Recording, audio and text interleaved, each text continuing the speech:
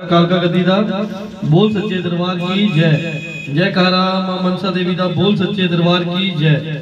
जयकारा मां कालका दा बोल सच्चे दरबार की जय। जयकारा मां भद्रकाली दा बोल सच्चे दरबार की जय।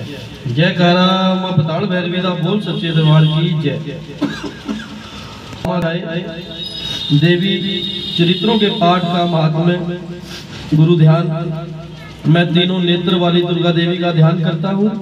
वह सिंह के आसन पर बैठी हुई है, हाथों में तलवार और ढाल लिए। अनेक देवियां उन आपकी सेवा में खड़ी हैं। वे अपने हाथों में चक्र, गदा, तलवार, ढाल, बाण, धनुष, पाश और तर्जनी मुद्रा धारण किए हुए हैं। उनका स्वरूप अग्नि में है तथा वह माथे पर चंद्रमा का मुकुट धारण करती है।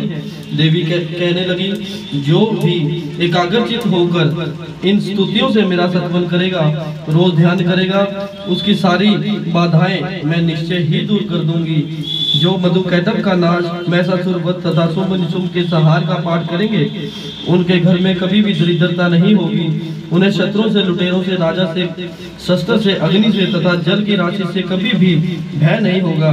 यह मेरा महात्म्य महामारी जनित समस्त उपद्रवों को, आध्यात्मिक आदि तीनों प्रकार के उत्पादों को शांत करने वाला है।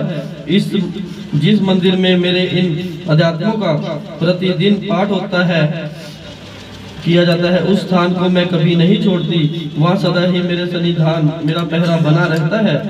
बलिदान, पूजा, होम तथा महोत्सव के समय मेरे चरित्र का पाठ और श्रवण करना चाहिए। ऐसा करने पर जो भी मनुष्य भगत विधि को जानकर या बिना जाने भी मेरे लिए जो बलि, नारियल की पूजा या भोग, हलवे, बताशे, पान, मीठा भोग,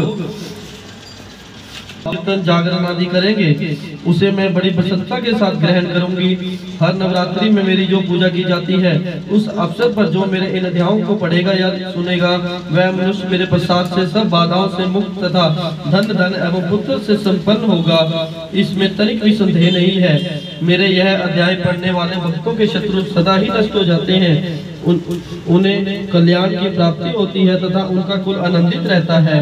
सर्वत्र शांति कर्म, बुरे स्वप्न दिखाई देने पर तथा ग्रह जनित भयंकर पीड़ा उपस्थित होने पर मेरा यह महात्म्य श्रवण करना चाहिए। इससे सब बिंद तथा ग्रह पीड़ाएं शांत हो जाती हैं और भक्तों और मनुष्य द्वारा देखा गया दो स्वप्न शुभ स्वप्न में परिवर्तित हो जाता है।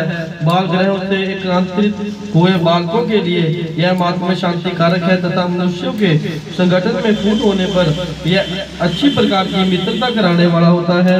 यह महात्म्य समस्त दुराचारियों के बल का नाश करने वाला है। इससे पाठ मात्र से राक्षसों, भूतों और पिशाचों का नाश हो जाता है। मेरे अध्याय में सामीप्य की प्राप्ति कराने वाला है। मुझे रिझाने के लिए मेरे भक्त सदा ही इन अध्यायों का पाठ करेंगे और वह मनोवांछित फल पाएंगे और सदा आरोग्य रहेंगे। मेरे पादुभाव का कीर्तन समस्त भूतों से रक्षा करता है तथा मेरा युद्ध विषयचरित दुष्ट दैत्यों का संहार करने वाला है। इससे श्रवण करने पर मनुष्यों को शत्रुओं का भय नहीं रहता, उसके शत्रु अपने आप नष्ट हो जाते हैं। देवताओं, तुमने और ब्रह्मा ऋषियों ने मेरी जो स्तुतियां की है तथा ब्राह्मण जी ने जो मेरी स्तुतियां की है, सभी कल्याणमयी बुद्धि प्रदान करती हैं। किसी भी तरह के संकट में पड़ जाने पर जो मनुष्य भगत इन अध्यायों का पाठ करता है, वह मनुष्य भगत संकट से मुक्त हो जाता है। बुरा करने व सोचने वाले लोग मेरे पाठों का स्मरण करने वाले पुरुष स्त्री से दूर रहते हैं। गुरुदेव कहते हैं, यूं कहकर प्रचंड पराक्रम भगवती चंडिका सब देवताओं के देखते देखते ही अंतर्ध्यान हो गई। फिर समस्त देवता भी शत्रुओं के मारे जाने से निर्भय हो पहले की भांति यज्ञ भाग का उपभोग करते हुए अपने अपने अधिकार का पालन करने लगे, संसार का विध्वंस करने लगे। महाभयंकर देव शत्रु शुंभ तथा निशुंभ युद्ध में देवी द्वारा मारे जाने पर शेष दैत्य पताल लोक चले गए। राजन, इस प्रकार देवी अंबिका नित्य होती हुई भी पुण्य प्रकट होकर जगत की रक्षा करती हैं। वही इस जगत की मोहित करती हैं, वही जगत को जन्म देती हैं तथा प्रार्थना करने पर संतुष्ट हो विज्ञान एवं समृद्धि प्रदान करती हैं। राजन, महाप्रलय के समय महामारी का स्वरूप धारण करने वाली वह महाकाली ही समस्त ब्रह्मांड में व्याप्त है। वह ही समय समय पर महामारी होती है। वह देवी ही समय अनुसार संपूर्ण भूतों की रक्षा करती है। मनुष्य के अभ्युदय के समय वे ही घर में लक्ष्मी के रूप में स्थित हो उन्नति प्रदान करती हैं, और वे ही अभाव के कारण दरिद्रता बनकर विनाश का कारण होती हैं। पुण्य, धूप और गंध आदि से पूजन करने पर और अध्यायों के द्वारा स्तुति करने पर देवी धन, पुत्र, धार्मिक बुद्धि तथा उत्तम गति प्रदान करती हैं। बोलो सच्चे दरबार की जय। मणिमाजरा कालका गति की जय। देवी महात्म्य में फल स्तुति नामक 12वां अध्याय संपूर्ण हुआ।